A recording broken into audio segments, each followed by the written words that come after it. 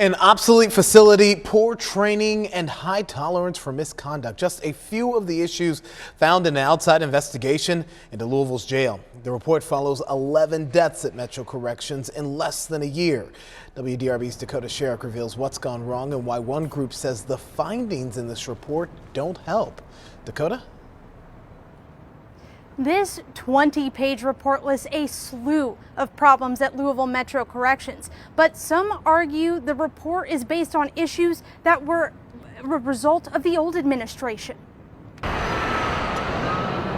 The report from GAR Incorporated Justice Consulting is partially based on 3 days spent at Louisville Metro Corrections earlier this year, before Director Jerry Collins took over in April. And so much has changed between that point and now that the report was almost useless. Gary Rainey, who made the report, says the LMDC facility is poorly designed and recommended adding more cameras and mirrors throughout. The report also points out that contraband was a big issue, with items being passed easily through unlocked food slots. All of these factors are things Metro Corrections FOP President Daniel Johnson says have been addressed under the new administration. It was one of the things Collins first implemented when he became chief.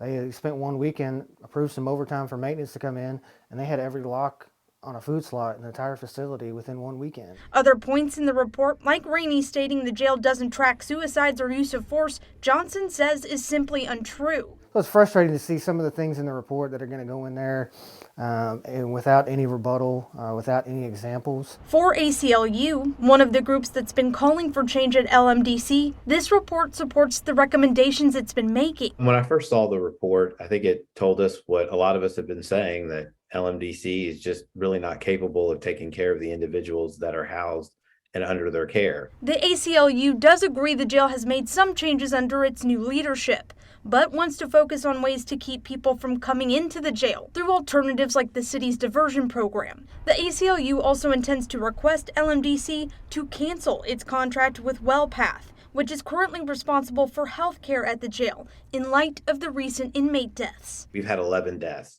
and we've had press conferences, releases, and calls for change after the first death. And here we are almost a year later, people are still dying.